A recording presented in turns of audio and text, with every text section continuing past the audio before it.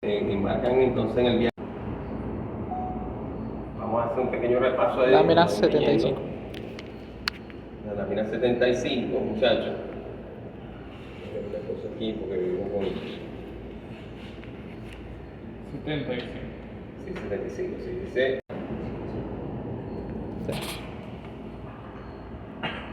Entonces dice, ¿qué puede decirle sobre el tema de la estabilidad del plano complejo? Vamos a dejar que Agustín lea esa respuesta que está ahí para explicar. La estabilidad de un sistema lineal en lazo cerrado se determina a partir de la ubicación de los polos en el lazo cerrado en el plano S. Si alguno de estos polos se encuentra en el semiplano derecho del plano S, entonces conforme aumente el tiempo producirá el modo dominante y la respuesta transitoria aumentará de forma monótona u oscilará con una amplitud creciente. Esto representa un sistema inestable. Fíjate, una amplitud creciente. ¿Ya? Una amplitud creciente. ¿Qué entendemos nosotros por una amplitud creciente? Que va a aumentar, ¿cómo se llama esto? A lo largo del tiempo. Imagínense ustedes un sistema amortiguado, ¿verdad? Que ven que se amortigua, ¿verdad? En el tiempo. Bueno, es justamente lo contrario. En vez de amortiguarse, lo que ocurre es una amplificación de esa amplitud. Que ya nosotros nos imaginamos más o menos como la respuesta transitoria de algo así. Entonces dice, ¿cuál sería el comportamiento de un sistema físico en condición inestable? Vamos a dejar a Dariana que lea esa parte. Ok, dice, para tal sistema, tan pronto como se conecta la alimentación, la salida aumenta con el tiempo. Si no ocurre una saturación al sistema y no se incluye una detención mecánica, el sistema puede terminar por dañarse y fallar, ya que la respuesta de un sistema físico real no puede aumentar indefinidamente. Correcto. Por ejemplo, si tenemos una válvula de control que recibe una señal que es inestable del controlador, vemos claramente que comienza a irse a los topes, págata, y después cierra, pum, se queda un tiempo así, después vuelve y abre de tiro, ra, plum, se queda abierto ahí un tiempo, y cada vez esa duración, digamos esas detenciones van a ser con mayor duración, cada vez más van a ser va a durar más tiempo arriba y cada vez va a durar más tiempo abajo, y así hasta que se quede una hora arriba y una hora abajo, y así sigue hasta que se va a quedar 3 días arriba y 3 días abajo, ¿entiendes? Porque eso se va como amplificando esa salida que no está acotada. Ahora, con la válvula no pasa ningún problema, ¿verdad? ¿Qué problema puede pasar? Nada, porque sencillamente tiene una detención mecánica, ¿ya? Pero supongamos que sea un sistema que no tiene una detención mecánica, o que sea electrónico, que sea, pudiera echarse a perder. ¿Ok? Entonces, ese es el detalle, ¿no? Que hay que tener claro ahí, para que vayan entendiendo más o menos de qué va esto de la estabilidad. Se lo digo porque en realidad cuando yo vi digamos la parte de teoría de control allá en la universidad, no entendía exactamente, bueno, por eso se dedicaban a hacer problemas y la parte teórica no le prestan atención. En la parte de teoría de control tú tienes que prestar atención en la parte teórica. No puedes pasar por otra parte teórica, pues la parte teórica te ayuda a entender qué pasaba, que muchos profesores se enfincan en los problemas. Vamos a hacer este problemita, los ejercicios, pero la parte teórica no lo sabe. Entonces tú haces ejercicios de forma automática, digamos, como un automata, pero realmente, este ejercicio para qué sirve, o sea, ¿qué significa esto? No sé, nadie sabía. Uno lo hacía, si te daba el resultado perfecto, pasaste el examen con 20, pero ¿y eso qué significa? No sabíamos, porque el profesor se aplicaba en los ejercicios y no explicaba teoría, y la materia se llama teoría de control. Entonces tienen que ver teoría. Ok, entonces, ¿qué garantizaría que una respuesta transitoria alcance el equilibrio? Vamos a dejar aquí a Neomach, porque lea esa parte. Todos los polos en lazo cerrado se encuentran a la izquierda del eje imaginario. J omega. Cualquier respuesta transitoria termina por alcanzar el equilibrio. Ok, fíjense ustedes que la respuesta transitoria tiene una parte transitoria, tiene una, digamos, la respuesta en el tiempo, vamos a llamarlo así para incluir todo, tiene una parte transitoria y tiene una parte, digamos, de estado permanente, ¿no? Entonces, cuando dice equilibrio, sistema estable, equilibrio, puede ser, refiriéndose, por supuesto, a ese estado permanente, a ese estado estable al que llegamos. No necesariamente significa que el error sea cero, ¿no? Significa que tengamos un estado estable. Y también pudiéramos, por ejemplo, en el caso de un sistema que no tiene amortiguamiento, también es estable, aunque es de algún modo pues marginalmente estable, pero es estable porque no crece, con el tiempo se mantiene. ¿Okay? No necesariamente significa que sea estable, que significa que el error debe estar anulado, que sea cero. No, significa que llegamos a un estado permanente, ¿okay? Que no hay amplificación, que tenemos un valor finito allí. A eso nos referimos. La inestabilidad de un sistema pudiera depender de la excitación. Vamos a dejar al compañero de la cámara ahí, al cineasta, que por favor responda a esa pregunta. Que un sistema lineal sea estable o inestable es una propiedad del sistema mismo y no depende de la entrada ni de la función excitadora del sistema. Los polos de la entrada o de la función excitadora no afectan a la propiedad de estabilidad del sistema, sino solo contribuyen a los términos de respuesta en estado estacionario en la solución. Por ejemplo, si nosotros tenemos que excitamos el sistema con, vamos a suponer, matemáticamente hablando, con un escalón que vale un escalón unitario. Al final, digamos, si el sistema logra, está bien sintonizado, por así decirlo, el estado permanente, ¿cuál sería? ¿Qué valor tendría el estado permanente? ¿El estado estable? El estado estable. La amplitud de... ¿Y cuál sería la amplitud de quién? De la señal excitadora, ¿verdad? Entonces el estado estable siempre va a tener el valor, por así decirlo, de la amplitud de la señal excitadora. ¿Ok? Entonces eso no tiene que ver, o sea, no es eso lo que te va a provocar que sea inestable. ¿Ya? Porque eso realmente contribuye en los términos de la respuesta de estado permanente. ¿Ok? Dice aquí, evitar incluir polos en el semiplano. Fíjate, evitar incluir polos en el semiplano derecho representaría una solución al problema de estabilidad. Vamos a dejar a compadre acá, por cierto, no se han anotado. Por supuesto. Anótense. El problema de estabilidad absoluta se soluciona con facilidad al no elegir polos en lazo cerrado en el semiplano derecho del plano S, incluyendo el eje J omega. Exactamente, fíjate que incluso dice ahí que incluyendo, o sea, no se soluciona no elegir polos en el lazo cerrado en el semiplano derecho, incluyendo el eje J omega, o sea que no debería haber tampoco en el J omega porque vamos a tener oscilaciones que no se van a amortiguar y evidentemente eso no nos sirve para el control. O sea, si bien es cierto, tenemos estabilidad, esa estabilidad relativa no nos sirve para nosotros, digamos, poner la salida, ¿okay?, dentro de lo que sería un margen de más o menos 2%, ¿okay?, con respecto a la entrada. No sirve porque tiene esa oscilación sostenida que no termina por de algún modo amortiguarse. ¿Qué hay sobre incluir polos en el eje J omega?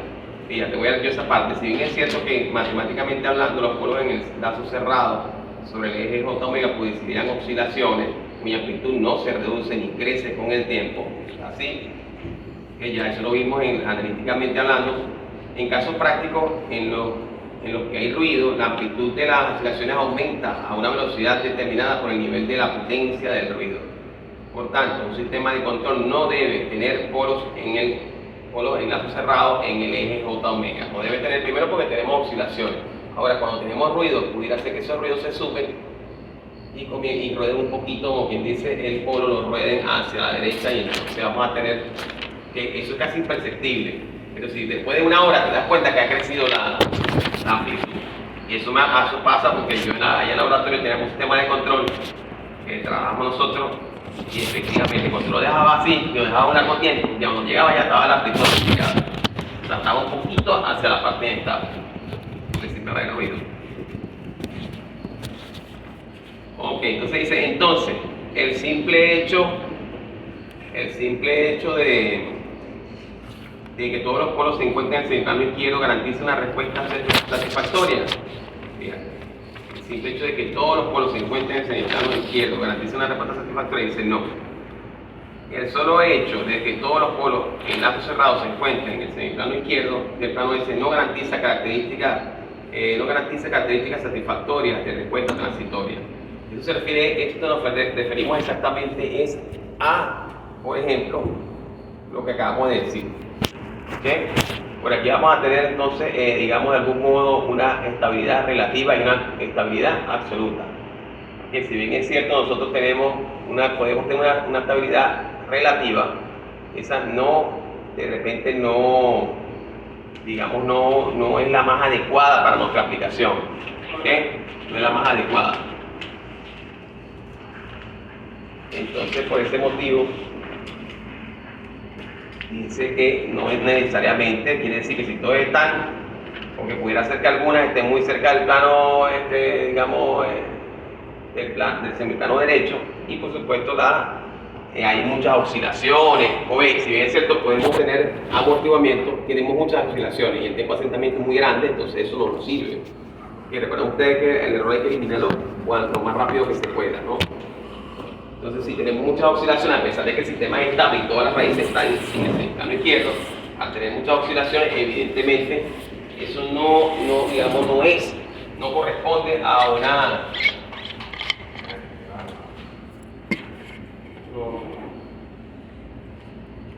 No corresponde a una respuesta satisfactoria, ¿no?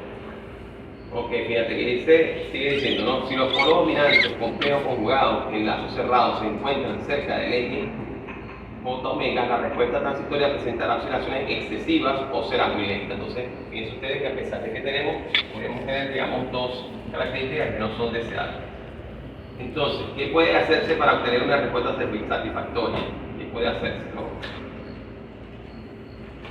Ajá, Tariana, léete también esa parte de allí. Por favor. Preocupamos en la primera o en la segunda entonces. Entonces, ¿qué puede hacerse para obtener una respuesta satisfactoria? 79. Sí, porque las dos son entonces. Sí. Ajá, dice, para garantizar características de respuesta transitorias rápidas y bien amortiguadas, es necesario que los polos en lazo cerrado del sistema se encuentren en una región determinada del plano complejo, como la región delimitada por el área sombreada en la figura FD 79. Ok, fíjate entonces cómo tenemos una especie de, fíjate, si queremos que sea, fíjate, una respuesta transitoria rápida, ¿verdad? Como habíamos mencionado ya, y bien amortiguada, es decir, que ese amortiguamiento sea, digamos, que no ocupe mucho espacio de tiempo, ¿no? Amortiguamiento, que lleguen al más o menos 2%, al más o menos 5%, dependiendo del criterio que utilicemos rápidamente, que el tiempo de establecimiento sea pequeño, lo más pequeño que se pueda. Fíjate, entonces podemos decir que efectivamente la respuesta es satisfactoria, ¿no? Pero, ¿qué es lo que estamos viendo aquí, muchachos? Que a pesar de que tenemos polos en el centro izquierdo, no necesariamente quiere decir que tengamos una respuesta satisfactoria. Pues pudiera ser que tengamos oscilaciones, muchas oscilaciones, un factor de amortiguamiento que de verdad no es el correcto, que es muy pequeño, por así decirlo, ¿verdad? Muy pequeño, muy subamortiguado, o que sencillamente sea demasiado sobreamortiguado, entonces sea demasiado lento. Entonces, ahí va. Ahora bien, fijémonos en la imagen, ¿no? La imagen que está en el plano J omega, o el plano S. Fíjate cómo vemos, pues hay una región más allá de lo que sería sigma. Fíjate, en la parte de abajo aparece sigma, ¿verdad? ¿Lo ven?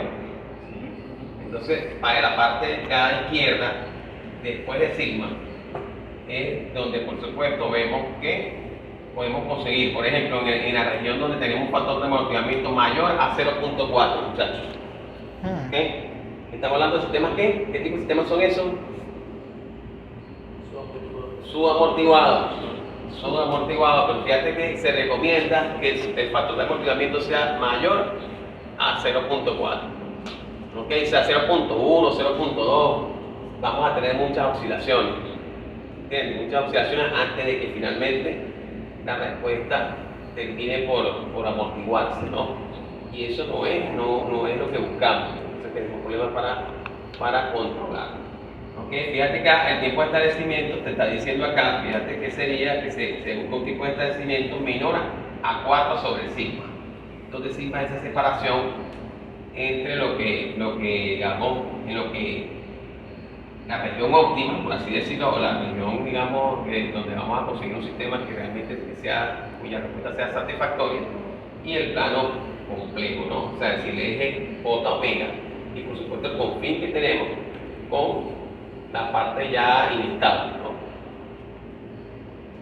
Como aquí dice entonces, Neomar, léete esta parte, ¿qué puede hacerse para obtener una respuesta satisfactoria? Como la estabilidad relativa y el comportamiento transitorio de un sistema de control en lazo cerrado se relacionan directamente con el patrón de polos y ceros en el lazo cerrado en el plano S. Con frecuencia es necesario ajustar uno o más parámetros para obtener los patrones convenientes. Fíjate, ¿qué parámetros serían esos, muchachos? ¿Qué es lo que normalmente nosotros modificamos? El K Ya. y la constante de tiempo. Fíjate, ¿no? ¿Qué normalmente modificamos? Nosotros no podemos modificar, por ejemplo, el modelo matemático del sistema que vamos a controlar. Eso no lo podemos modificar porque ese es el que tiene. ¿Ya? Nosotros determinamos eso de forma experimental y ese es el que tiene y ese quedó. Ahora bien, ¿qué es lo que nosotros podemos modificar? El compadre dice que el K, ¿verdad? Pero normalmente lo que nosotros podemos modificar, bien, es esa destreza del controlador para que podamos tener una respuesta satisfactoria, ¿no? Por supuesto, cada forma parte, pues cada forma parte del controlador, sobre todo si estamos trabajando con un proceso, con un controlador proporcional. Entonces trabajamos únicamente con K. ¿Ok? Sí. Entonces la K está directamente relacionada, y esto es algo que no deben olvidar, directamente al controlador. Esta K con la que vamos a estar hablando, de aquí en más, está relacionado al ajuste del controlador. ¿Ya? A esa K. Esta K, por supuesto, vamos a hablar de esta K ahora en el arreglo de Root y también para la parte que está relacionada con Diseño de controladores. con el diseño de controladores, con la parte de, digamos, el lugar hermético de las raíces, que con este método que se utiliza también para poder determinar el valor de K. La gran ventaja digamos, del lugar hermético de las raíces es que te da toda la trayectoria de las raíces, toda completa, ¿no? Tú puedes pararte y calcular, desde el punto de vista analítico, puedes calcular el valor de K sobre el lugar hermético de las raíces. Ya tú sabes que ahí eso va a ser estable si está dentro, por supuesto, está en la parte, digamos, en el semiplano izquierdo, ¿verdad? Pues si pasa ya para el lugar hermético de las raíces, que está ya en el semiplano derecho, tú sabes claramente, porque te lo está diciendo el gráfico, que eso es inestable. ¿Okay? Anteriormente a hacer eso había que usar una vaina que se llama la figura, algo así, una cuestión de herramienta que usaba hace mucho tiempo. Eso era algo complicado. Incluso yo recuerdo cuando yo presenté ese examen, eso era horrible porque eso, yo decía, pero esto tiene que haber una manera más fácil de hacer esto. Era muy difícil hacer ese examen, muy difícil. Sin embargo, ahora con MATLAB eso definitivamente desaparece. Profe, si el polo se acerca más al cero, se puede decir que está marginalmente estable, ¿no? ¿Al cero cómo? Al origen. Recuerda que aquí el término cero y polo, ¿a qué te refieres más o menos? Al cero te refieres a, digamos, al eje J Al eje vertical. Al eje J mega, a ese te refieres. Sí, cuanto más cercano estemos de ahí, más oscilaciones vamos a tener. ¿Okay? Mientras más cercano estemos, más oscilaciones vamos a tener. Si estamos muy cercanos, fíjate que aquí de hecho lo explicamos. Fíjate que se requiere que el factor de amortiguamiento sea mayor a 0.4. O sea, Claro. valores menores, 0.3, 0.1, evidentemente te van a dar muchas oscilaciones y el factor y el amortiguamiento se va a tardar demasiado. O sea, un tiempo de asentamiento demasiado grande, no nos sirve. Necesitamos tiempo de asentamiento que sea extremadamente rápido. Ok, entonces hablemos ahora del criterio de estabilidad de los muchachos, ¿no? No voy a poder parar así muy seguido porque este bicho se me quedó sin. Ok, fíjate, dice, el problema más importante de los sistemas de control lineal tiene que ver con la estabilidad. Evidentemente. Ahora, recuerden ustedes que la cuestión de la estabilidad, ¿en qué tipo de sistema de control es que presentamos nosotros el sistema de la estabilidad? ¿En qué tipo de sistema de control tenemos que lidiar con la estabilidad? Pregunta de examen. Estabilidad del sistema de control. ¿En qué tipo de sistema de control? La estabilidad, ese tema de la estabilidad se puede presentar en un sistema de control lazo abierto. No. En el lazo cerrado. En lazo cerrado, que vamos a tener que estar lidiando con eso, ¿no? Al tener lazo cerrado tenemos que lidiar con la estabilidad. Sí. Inmediatamente. Esa realimentación que genera esas oscilaciones y todo ese tipo de cosas. ¿Okay? Y es un poco como que, espérate, sube, no, baja. Entonces, si el sistema tiene constante de tiempo muy grande, a veces eso complica aún más, digamos, el tiempo de asentamiento lo pone mucho más grande porque entonces hay un retardo para reaccionar y bueno, en fin.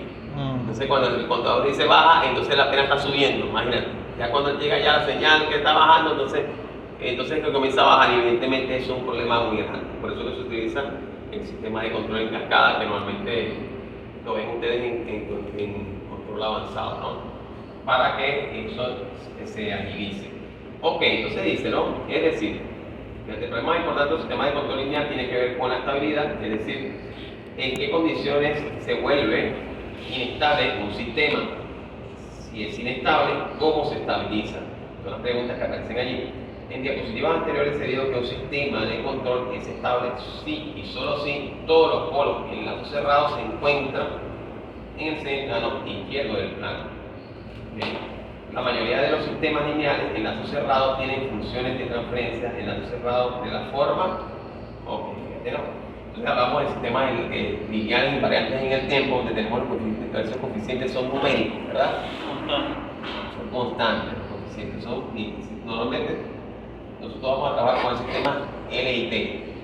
Por eso es que estudiamos sobre ello. Porque de otro modo es difícil poder controlar sistemas que no son lineales, es muy difícil, porque entonces los parámetros del controlador tienen que variar dependiendo del rango en que estés trabajando. Si trabajas aquí tienes unos parámetros, pero cuando te vas aquí tienes que cambiar los parámetros para tener las cuentas satisfactorias. Si vas allá tienes que volverlas a cambiar para tener las cuentas satisfactorias. O sea, dependiendo del punto de ajuste, entonces vamos a tener parámetros distintos, porque el sistema no es lineal. Pasa cuando es así.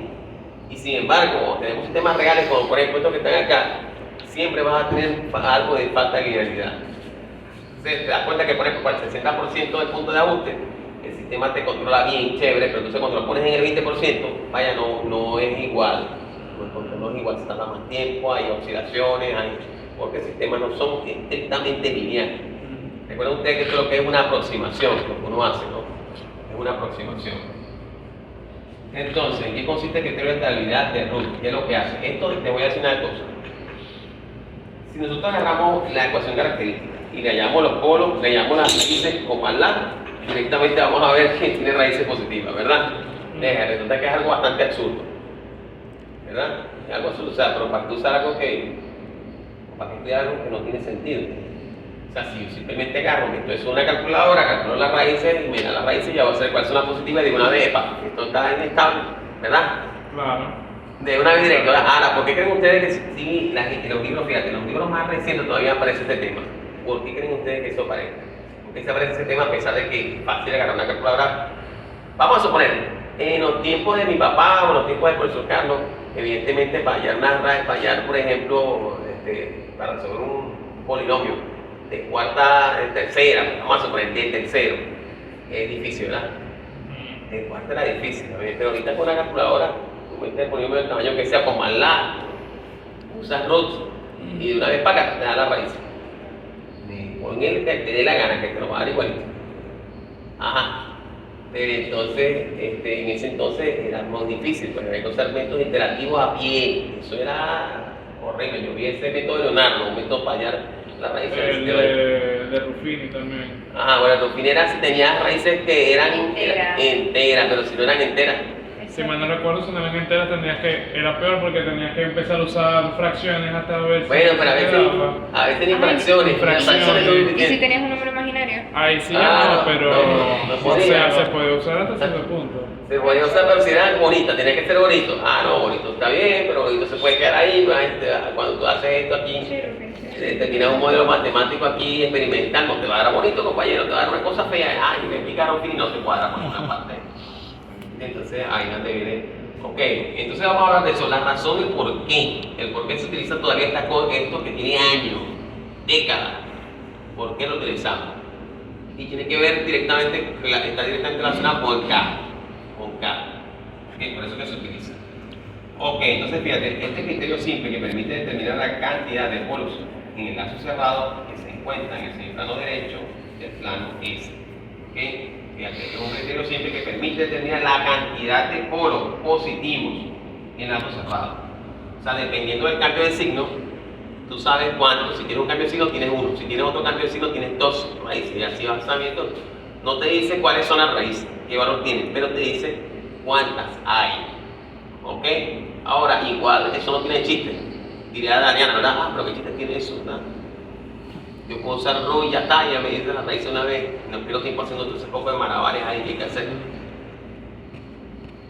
Pero cuando queremos determinar un valor de K para el cual el sistema sea estable, ahí es donde entonces entra entonces en escena este arreglo que es bastante sencillo. Te plantea una ecuación, tú la resuelves y listo.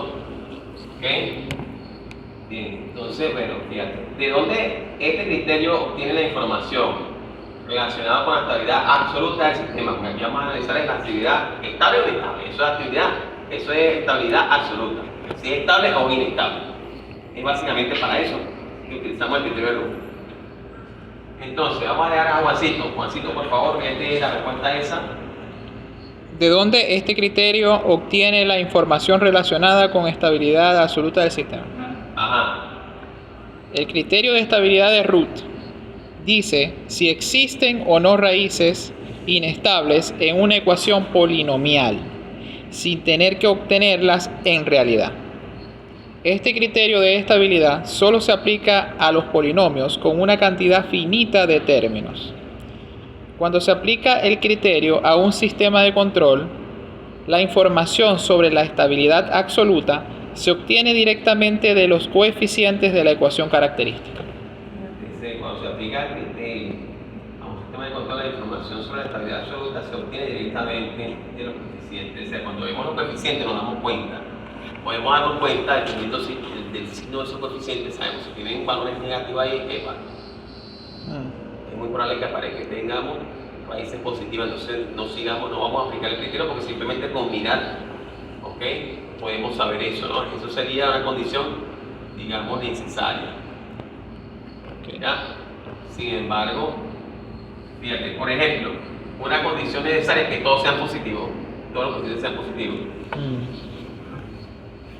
Pero es necesaria, pero sería suficiente, pregunto. Digamos con el conocimiento que ustedes tienen ya de haber visto esa parte, ¿sería suficiente que todo sea positivo?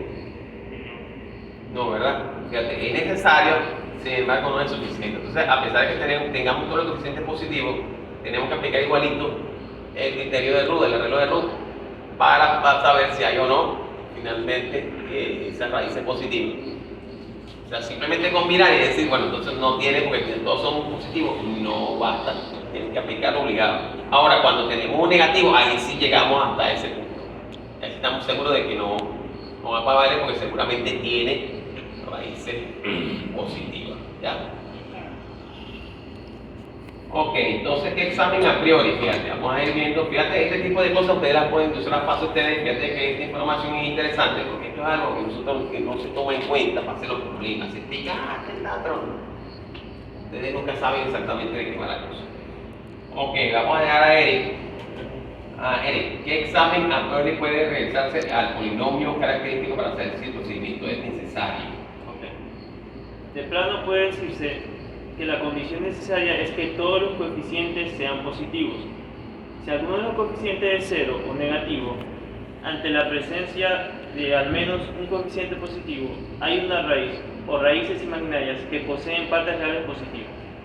En tal caso, el sistema es inestable y no sería preciso aplicar el procedimiento.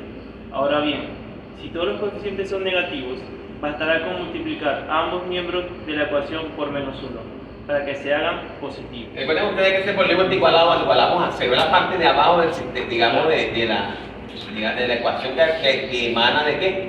Que emana digamos de aplicar un caso cerrado, ¿no? En la parte de abajo igualas eso a cero, 1 más G por H igualas a 0, entonces ese sería básicamente ese polinomio característico, ¿no? Lo igualas a 0, entonces bueno, perfecto. Si tú ves que todos son positivos, chévere. Eso lo que te está diciendo es que puedes aplicar, tienes que para aplicar el criterio de Root. No es que vas a decir, no, ya está listo, no. Tienes que para aplicarlo. Ahora, si tú ves que tienes uno negativo y los demás son positivos, frito. O falta uno también. ¿Ok? Positivo con negativo y falta además uno, eso está patético. ¿Y para qué molestarse? Ok, ahora sí, si de repente vemos que todos son negativos, entonces simplemente multiplicamos por -1 porque acuérdense que está igualado a 0 y nos va a quedar positivo todo. Entonces, eso es lo que explica eso allí. ¿Ok?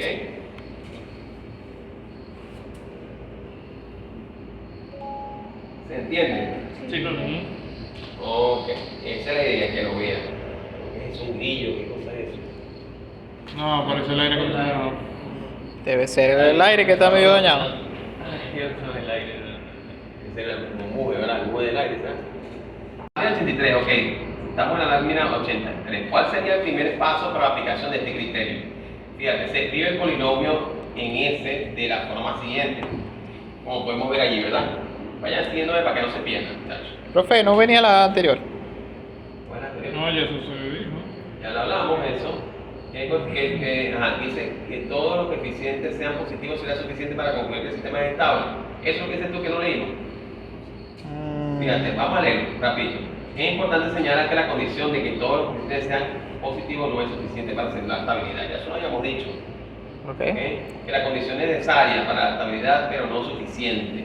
Es que todos los coeficientes del polinomio característico estén presentes, Con signo todos, positivo. mayor con cero, es decir, un coeficiente que sea cero, por ejemplo, que pase de S a la 3 a S, la 1 nada más a S, y se come el S a la 2.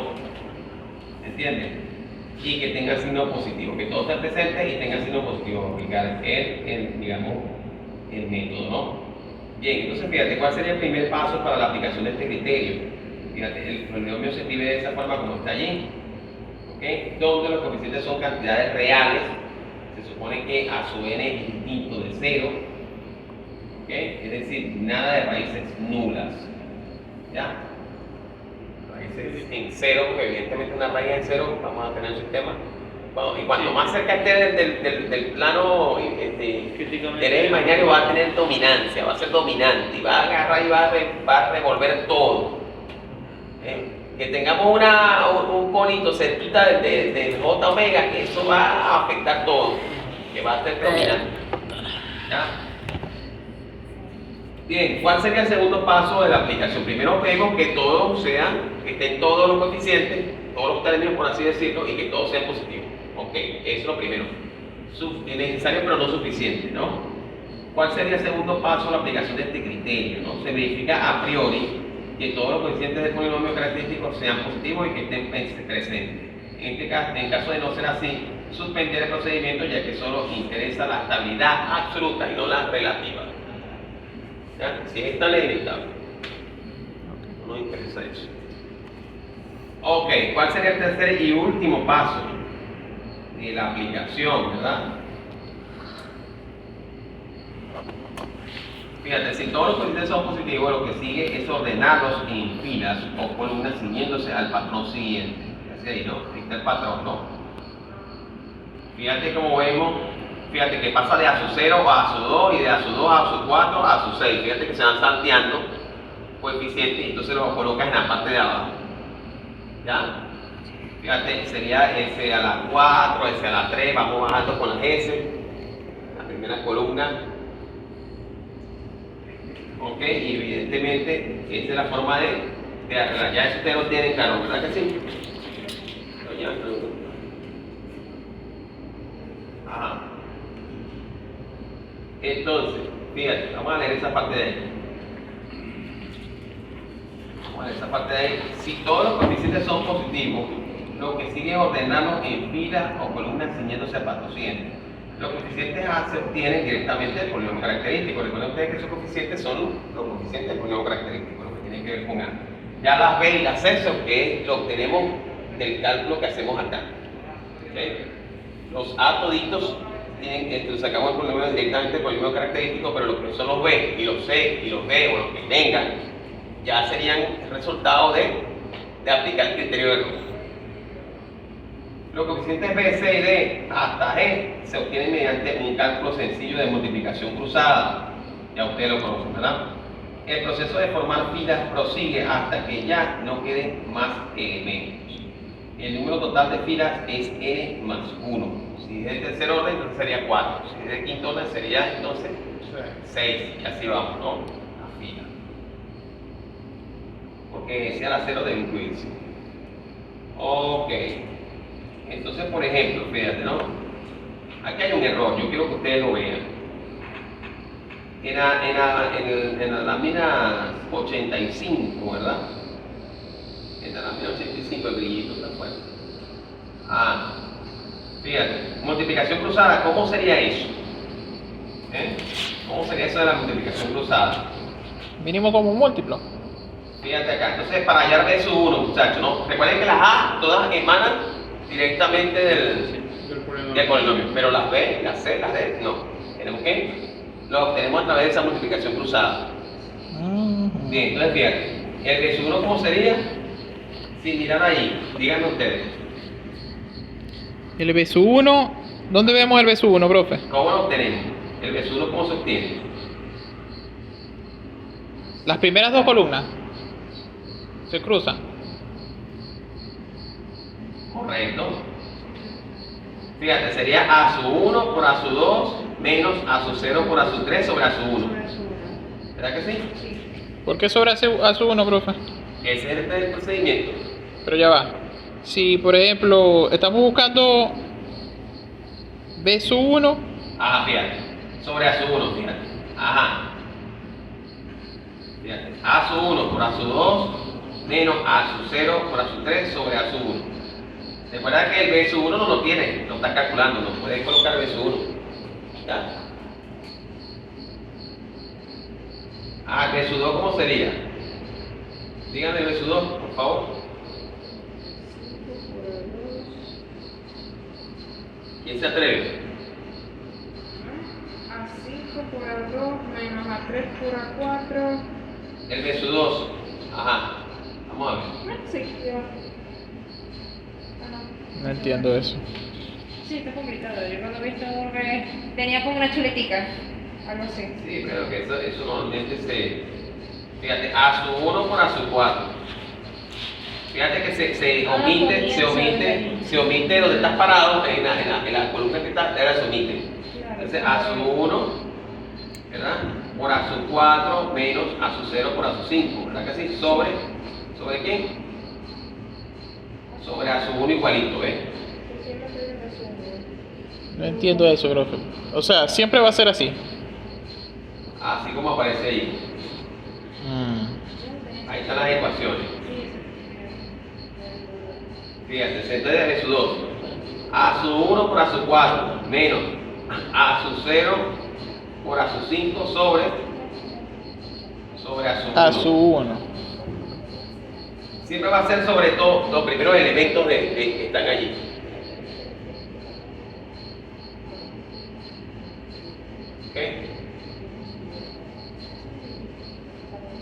Ok. Entonces, fíjate, ¿cómo logra uno, digamos, de algún modo, cómo logra uno, digamos, por decirlo así, aprenderse esto? Es haciendo ejercicio. Así fue la forma como nos lo aprendimos nosotros cuando yo era estudiante, cuando mis compañeros, o sea, haciendo ejercicio era la única manera de aprenderse esto. Porque si no te tocaba, si no hacías mucho ejercicio, te tocaba llegar a chuleta. Los profesores en ese entonces no permitían sacar nada. Pues suponía que uno había estudiado y evidentemente tenía que saber eso ya por la práctica. No dejaban sacar nada ni de física, nada, no dejaban sacar fórmula de ningún tipo, tenían que aprendértelo. Pues supone que uno practicando, se le va quedando ya y no hace falta que... Y es bueno para el examen porque uno tiene ya la mano suelta. Pero eso es algo que ya ustedes no hacen. Entonces siempre usan ese tipo de cosas. Ok, aquí hay un error, ¿verdad? No lo veo ahorita. Sí, que dijo que, por ejemplo, en B2 es A sub 0 por A1 por A4 menos A0 por A5 y ahí dice A3 en vez de A5. Ajá, sí, usted lo dijo, es verdad. Ok. Correcto. Bien. Ahí lo tenemos, ¿no? Sería. Ok, entonces fíjate, este proceso continúa hasta que se completa la enésima bajo una fila. El arreglo array completo de los coeficientes es triangular.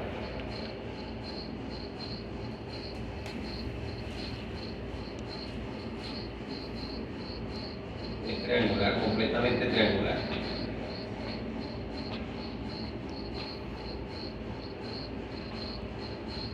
Completamente triangular.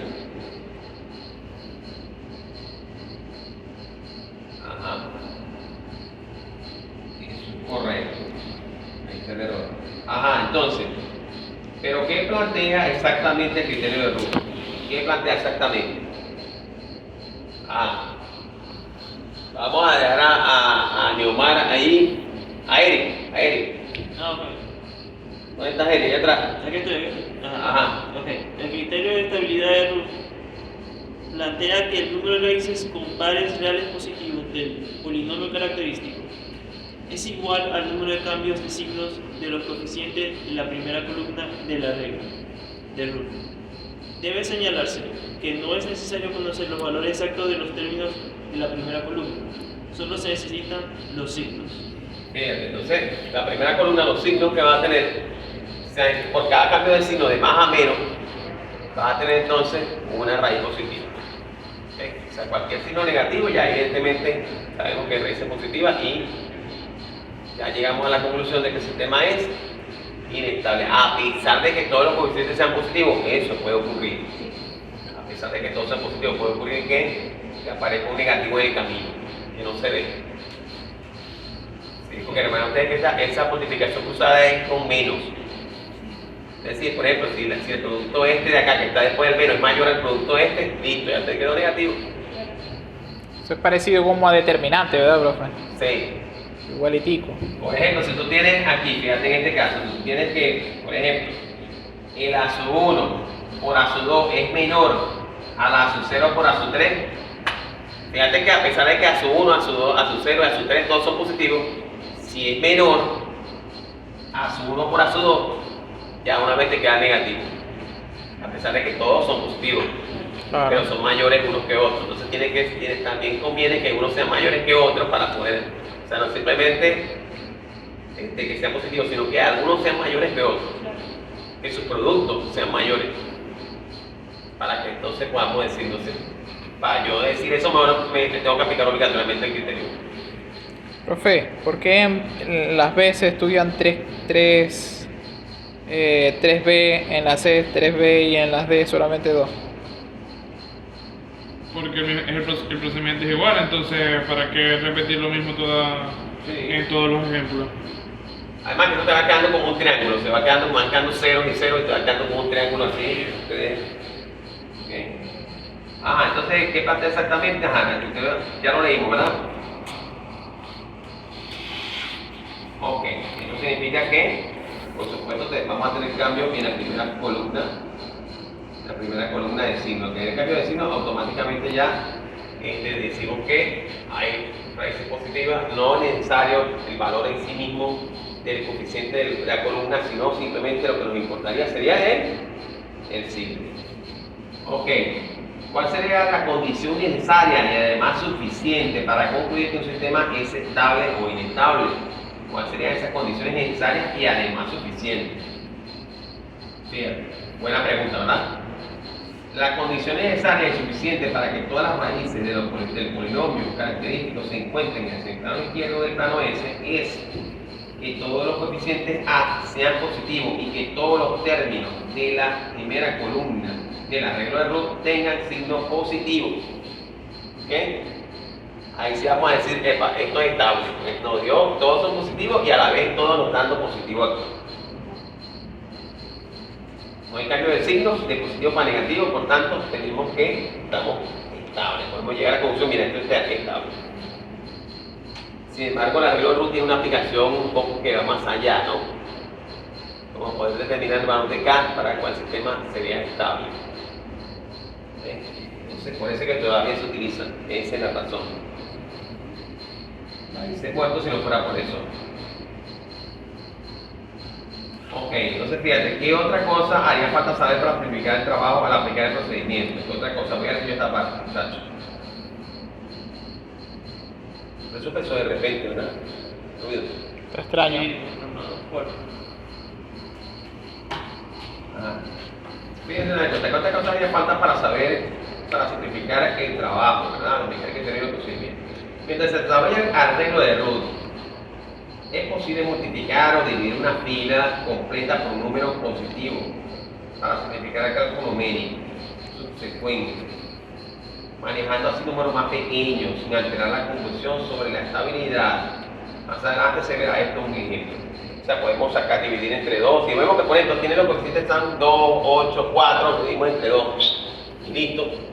Para trabajar con valores más pequeños, más simples, ¿me entiendes? Es más fácil de hacer.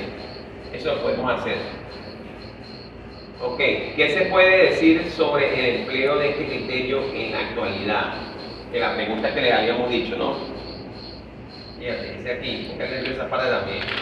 Hoy por hoy un estudiante moderno cuenta con una computadora avanzada o aplicativos potentes en sus PC o dispositivos móviles que permiten calcular las raíces de un polinomio de orden enésimo en cuestión de segundos y de esa forma saber si al menos uno de estos valores están en el semiplano izquierdo, incorrecto. ¿Ok? Fíjate, fácil. Simplemente metes ahí, calcula y ya. No obstante, el arreglo de Root puede manejar términos simbólicos y plantear inecuaciones que permiten establecer rango de estabilidad relativa. En tal sentido, muchos de las aplicaciones, los aplicativos presentes en el mercado de hoy no son insuficientes. Fíjate que mala, a pesar de que te permite hacer esos cálculos, uno puede, por ejemplo, decir, hay un rango de valores para que uno puede hacer, a menos, por supuesto, que utilice el método del lugar geométrico de raíces. Es el único método que te permitiría hacer eso, ¿no? Pero igual es hasta más complicado que el primer error. Si lo hacemos a pie, es incluso hasta más complicado, mucho más complicado. Muy complicado. En mi examen en Urbe yo tuve que hacer todo a pie. Pero como era a distancia, yo tenía la facilidad de que podía ver cómo me quedaba el gráfico en MATLAB. Y esa fue mi... ¿Y por qué te enseñaron que hicieras eso a pie? ¿Por eso te enseñaron que hicieras eso a pie? Acuérdense que yo la vi a distancia, yo me autoaprendí la materia. Horrible, profe, y tuve que ver 1000 videos porque no había como un procedimiento paso a paso de primero esto, después esto. Yo tuve que ver como 3 videos para yo hacer como mi propio paso a paso. No, es que lo que pasa es lo siguiente, sí hay el paso a paso. Lo que pasa es que están los libros viejos. Claro. Y de repente tú no agarraste eso, porque el problema del muchacho, cuando queremos tener el control, nosotros tenemos que ir a los libros sí o sí, porque los videos, cada quien hace a su manera las cosas. Sí, no fácil en ese momento. Entonces, pero los libros, por ejemplo, hay un libro que se llama el libro de Benjamin Kuo, octava edición, es un libro viejísimo que sale con un Challenger así acostado, así como que en órbita. Okay. Es color azul, un azul así opaco y sale un Challenger. Ese libro te explica paso a paso, pero con pelos y señales, el método manualmente. Y si no lo haces con ese libro, no lo haces con nada. Claro. Así, es una unidad completa. Imagino. Una unidad completa. O sea, el paso a paso es una unidad completa. Échale dicho. ¿Cómo se llama el libro? Benjamin Kuo se llama. Sistema de control automático. Benjamin Kuo. Es un libro de color azul, un azul así medio apagado. Un color azul así raro, ¿no? Y tiene un Challenger así, pues, orbitando, ¿no? Ahora con puerta abierta. Ese libro te dice paso a paso, pero es un libro mío, imagínate, de la época en que yo estudié. Cuando no usaba libros, cuando los estudiantes usábamos libros, nos manteníamos con libros, revisando los libros, arrancando las páginas de los libros, de los exámenes. Cuando eso. Cuando iba a la biblioteca a sacar libros, no había arrancado la página y arrancó esta vaina. No tengo para copia, compadre. ¿Cómo no? Me llegó la página del libro mocho, del libro mutilado. Sin página, le faltaba cada 2 páginas, le faltaba una, porque los estudiantes cuando tenían para sacarle copia agarraban y arrancaban la página del libro. Sí, yo sé cuál es el libro. Y no habían cámaras buenas. Ahí te explica bien ese método, pero una unidad completa, paso por paso. El Ogata también lo hace, el Ogata nuevo. El nuevo que es de color rojo. El viejito lo explica, pero todavía hay ciertos detalles que... Pero el cubo, te cuesta verlo. Perfecta, son como 20 pasos. Profe, yo eso me lo estudié mucho. Y ese examen a mí me duró 12 horas para hacerlo. Yo me tiré las 12 horas. Claro, que eso es una locura, eso también eso que vamos a ver para aquí claramente nos damos cuenta de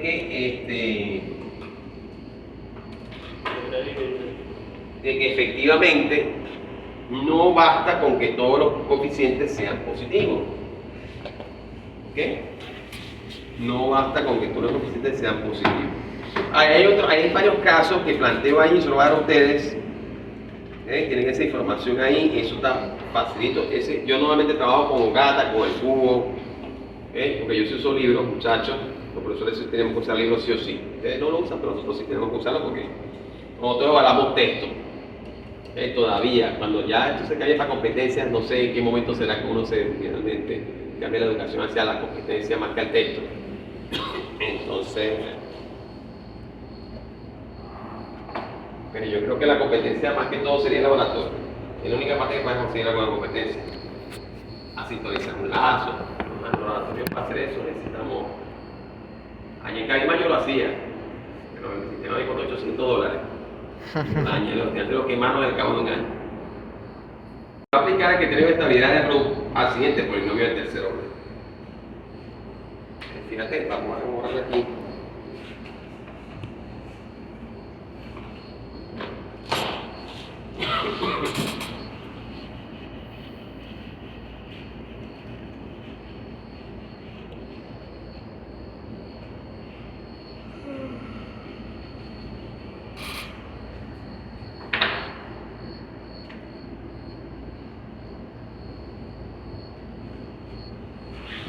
poner este ejemplo acá.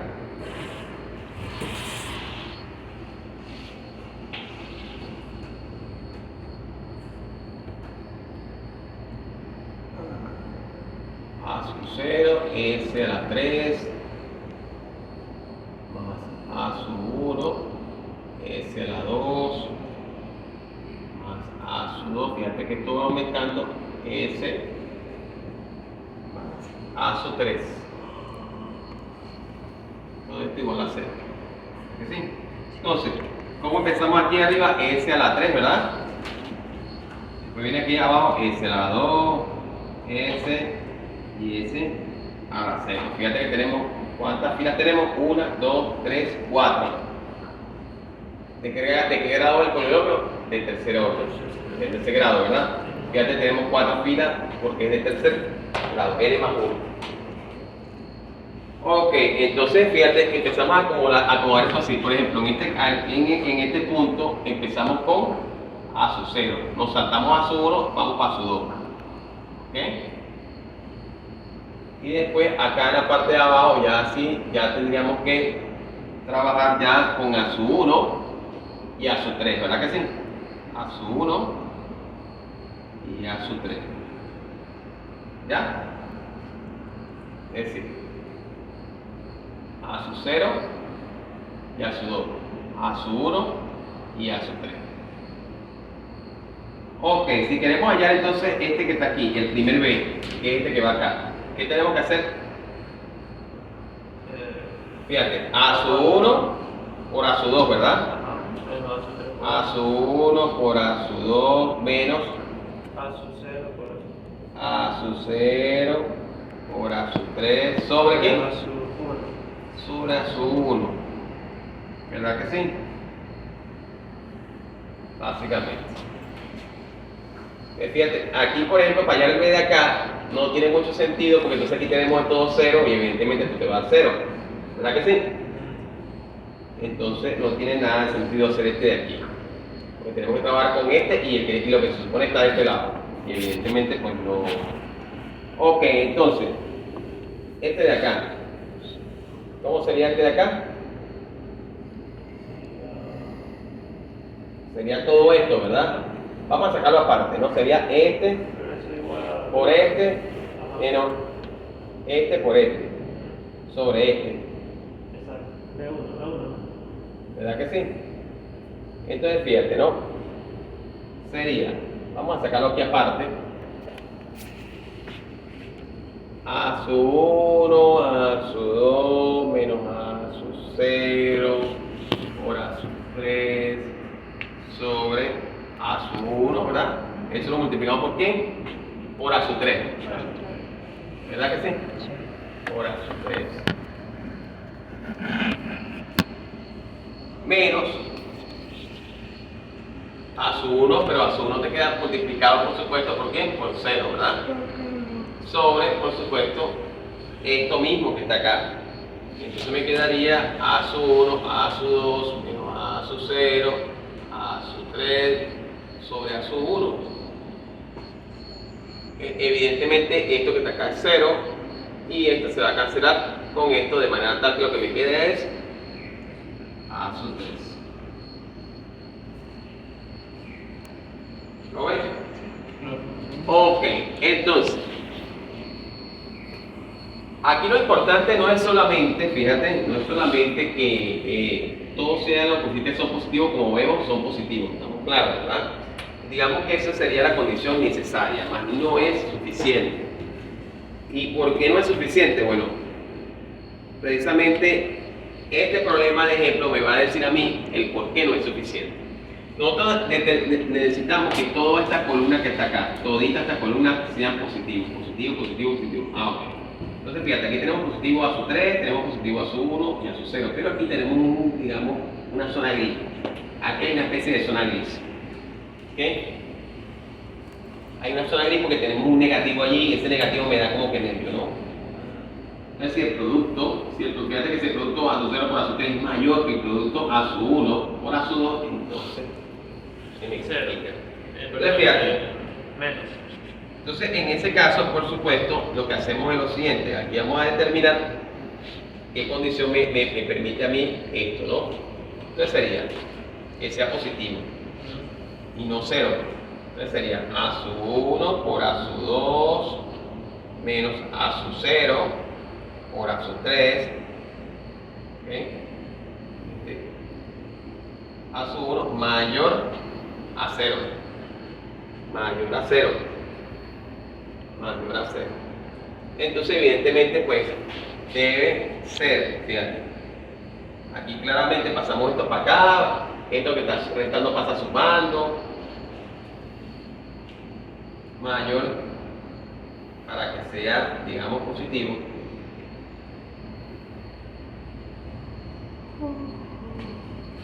Se debe cumplir esta condición. ¿Ok?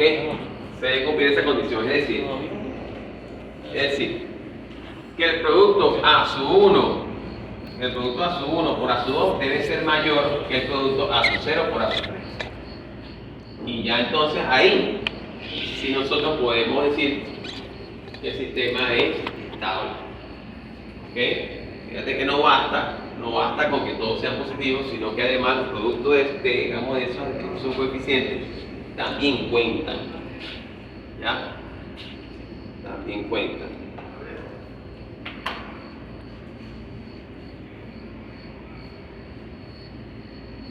También cuentan. Fíjate, ahí hay un problema. Fíjate que lo que hacen es, esencialmente, fíjate, la segunda columna te queda 2, 4 y 0. Entonces tú puedes agarrar y dividir eso entre 2 y para simplificar. Entonces básicamente, pero fíjate que aquí parece un negativo, ¿verdad? En el segundo ejercicio aparece un negativo, menos 6. Ya aparece ahí un menos 6. Ya sabemos que tiene fíjate, el ejemplo, no lo voy a hacer, simplemente lo vamos a... Estos son varios casos, ¿no? Tenemos el primer caso, fíjate, se va a seguir con el procedimiento hasta que se acaba de presentar para construir arrays de coeficientes. Las dos filas se obtienen directamente del polinomio dado, los términos restantes se obtienen de estos, o sea, aplicando la multiplicación cruzada que ustedes ya conocen. Si faltan coeficientes en el array, se sustituyen por ceros. Fíjate. En este ejemplo hay dos cambios, fíjate, hay dos cambios de signo en los coeficientes. Fíjate que pasa primero de positivo a negativo y después pasa de negativo a positivo. ¿Tenemos cuántos cambios? Dos. De positivo a negativo y de negativo a positivo. Entonces tenemos cuántas raíces serían. Esto significa que existen cuántas raíces? Dos raíces. Con partes reales positivas, ¿no? Observe que el resultado no se modifica cuando los coeficientes de cualquier fila se multiplican por o se dividen entre un número positivo para simplificar el cálculo. Por ejemplo, si vemos que te queda 2, 4 y de repente 2, 4, 0 o 2, 4, 8, tú puedes colocar 1, 2 y 4, por ejemplo, de tal manera que podamos simplificar, ¿no? Y si podemos ir simplificando, lo seguimos haciendo. ¿Ok? De tal forma que me quede, fíjate que el resultado pasa de menos 6 a menos 3. Entonces, ¿qué podemos ver allí? Cuando nosotros simplificamos, fíjate que pasa de menos 6 a menos 3, ¿verdad? Eso que está ahí negativo. Sin embargo, ¿qué nos dice esto? Nos dice que no importa el valor en sí mismo, sino el cambio de signo, que es lo que realmente interesa. ¿Ok? Fíjate, ahí aparece, por ejemplo, varios términos que les voy a dar a ustedes. Que lo revisen, muchachos. Ahí está bien explicado, no van a tener problemas con eso. ¿Qué sucede si el término de la primera columna de cualquier fila es 0? ¿Ok? Fíjate, se trata de un caso especial. Si el término de la primera columna de cualquier fila es 0, pero los términos restantes no son 0, o no hay términos restantes, el término 0 se sustituye con un número positivo muy pequeño o un valor infinitesimal, epsilon. Y se desarrolla el resto del arreglo. Considere el ejemplo. Fíjate que lo hacemos ya con epsilon. Y fíjate que ahí vemos cambios de signo. A pesar de que tenemos epsilon, ya estamos viendo el cambio de signo porque epsilon es un valor positivo. Bien. Sin necesidad. Es decir, que ya sabemos que necesitamos un poquito. Si 0 es epsilon, ya vemos claramente que el sistema es inestable. Hay cambio de signo, dos cambios de signo. Ahí podemos ver. Ahora bien, ¿qué sucede si todos los coeficientes de cualquier fila son 0? O sea, que nos quede toda la fila completa 0. Si todos los coeficientes de cualquier de la fila son 0, significa que existen raíces de igual magnitud que se encuentran radialmente opuestas en el plano S. Es decir, dos raíces con magnitudes iguales y signos opuestos. Evidentemente, eso es dos raíces imaginarias conjugadas. En este caso, la evolución del resto del arreglo continúa mediante la formación de un polinomio auxiliar. Ahí explican claramente el procedimiento, muchachos. Vamos a ahondar mucho en eso porque nos quita mucho tiempo, pero les voy a dar a ustedes que, en caso de que estén interesados, puedan revisar. Ahí están todos los casos. No solamente un solo caso, hay varios, ¿no? Para que puedan hacer esto, ustedes revisar eso allí, ¿no? Sin embargo, bueno, eso quedaría como para un examen. ¿Ya ustedes vieron ese examen ya? ¿Ya el profesor les aplicó a ustedes el examen aclarado este tema? ¿No lo va a aplicar? Todavía no sabemos, profe. ¿Y usted hace el examen en línea o viene para acá? No, Usted viene para acá, ¿verdad? Lo mueve. ¿Es que vienen ustedes? ¿Están? nos vemos los sábados, viene el sábado. ¿Y aquí qué hace el examen? Las clases presenciales las hemos tenido los sábados, a excepción de una clase que hemos tenido. Ah, bueno, pero no la de clases presenciales, ¿verdad? Sí, Sí. claro. Este pasó a era puro niña, ¿verdad, maestra? Ok. Bien, entonces fíjate una cosa, vamos a irnos. Alternativa, ok. Fíjate, vamos a ir a la lámina, a la parte que nos interesa un poquito más, ¿no? Vamos a irnos a la lámina 98, muchachos.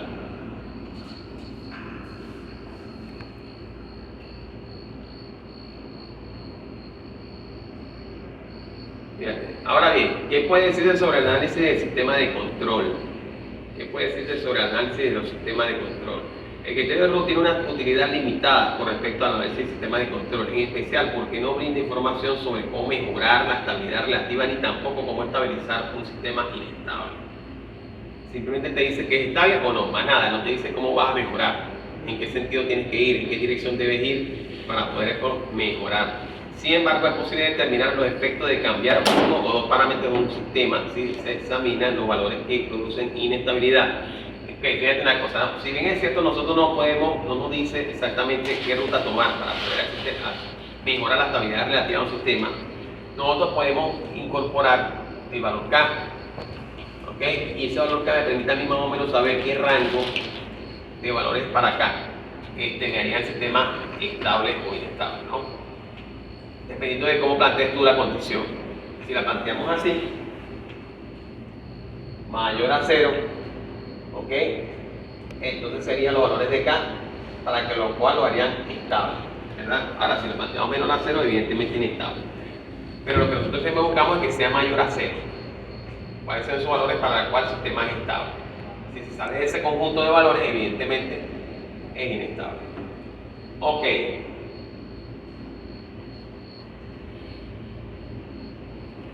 Vamos a ver este pequeño ejemplo. Fíjate, tenemos el lazo cerrado.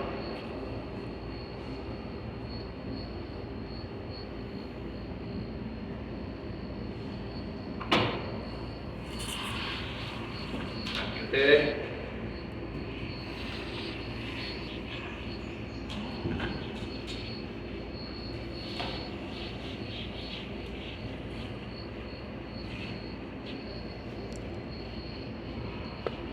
Entonces, eso va a ser una cuestión más que todo ya de preguntas. Fíjate que básicamente lo que vimos fue algunas preguntas que es importante que ustedes manejen y por ahí se va a ir el quiz, se va a ir por ahí, por la parte teórica, ¿no? Por esto que, digamos que tan claro estamos en cuanto a la parte teórica. La parte práctica, ustedes con hacer ejercicio lo hacen, pero la competencia está más en la parte teórica, parece mentira. ¿Okay? Más en la parte teórica está la competencia, que en la parte práctica. Y es algo que muchos profesores del pasado han despreciado. Bueno, yo entiendo, había un profesor aquí que daba teoría de control y él sí evaluaba las dos partes. Encontraron a unos profesores que son compañeros míos allá y me dijeron que ese profesor evaluaba las dos partes.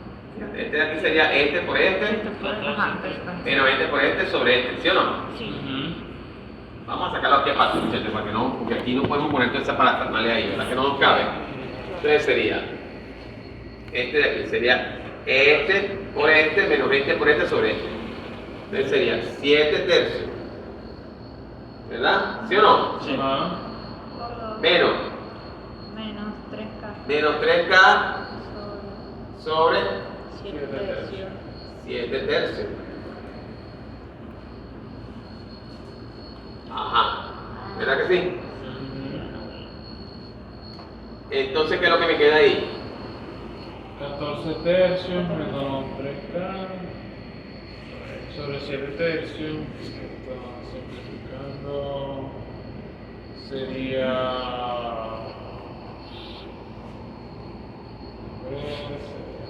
Fíjate una cosa, aquí te quedaría, vamos a ver, te quedaría aquí 14, Sobre 3. 14, todo esto 3 y aquí te queda menos 9K, ¿verdad? Ajá. ¿Sí o no? ¿Verdad que sí? Sí. ¿Verdad que sí? Ok, y abajo te queda entonces 7, 7 tercios. ok. Evidentemente este con este se cancela, así que me queda entonces 7 menos 9 sobre 7K, ¿verdad? ¿Sí o no? No, 2. Aquí queda 2. 2. Correcto. ¿Sí o no? Así queda, ¿verdad que sí? Sí. Ok, entonces esto sí lo podemos pasar para acá. 2 menos 9, 7,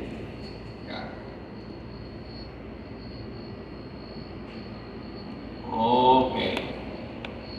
Bien. ¿Y este de aquí abajo cómo lo calculamos? 2 menos 9, 7K por K entre.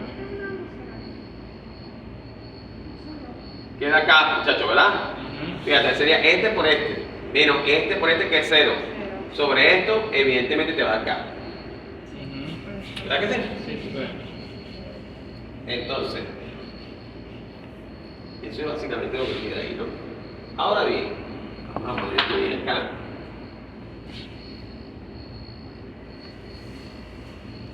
Y queda aquí acá. Ok. Entonces, fíjate lo que necesitamos que todo esto sea positivo. Tenemos aquí, fíjate, primero, este de acá. Una ecuación doble, ¿verdad? Puede ser una intersección o una unión. En este caso, pues aparentemente parece una intersección. Entonces, fíjense una cosa. La primera ecuación que me queda es esta. Sería 2 menos 9 sobre 7 por K. Esto tiene que ser mayor a 0, pero no igual, mayor a 0. Entonces, necesitamos determinar los valores, ¿verdad? Ujú. Para lo cual, ok, en este caso sería, fíjate, paso este para acá, 9 sobre 7, K mayor o igual a menos 2, ¿sí? ¿Verdad que sí? Pasa este para allá. Ok, este pasa aquí pues positivo, multiplicamos por menos 1 ambos miembros de la ecuación esta, nos queda así, ¿verdad? Sí. Ujú. Y nos queda 14 sobre 9.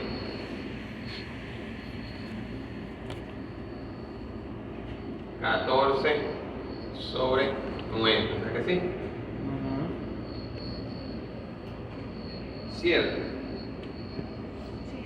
Ok, esta es una ecuación. Tengo que, la otra ecuación sería ¿cuál? Aunque está directa. Cada mayor que 0. Ya está, eso está acá mayor que 0. Ya. Ok. Fíjate, tiene que ser mayor que 0. Acá. Entonces, fíjate, aquí, si yo coloco esto acá, muchachos, yo coloco esto aquí, vamos a poner esto acá, 0 acá, ¿verdad? Vamos a poner acá. Uno te queda mayor abierto, ¿verdad? Vamos a poner paréntesis abierto hasta acá, hasta más infinito. A todos estos valores corresponden, ¿ok? Y después viene pues, menor 4, ¿cuánto hace 4 novenos? 14 novenos?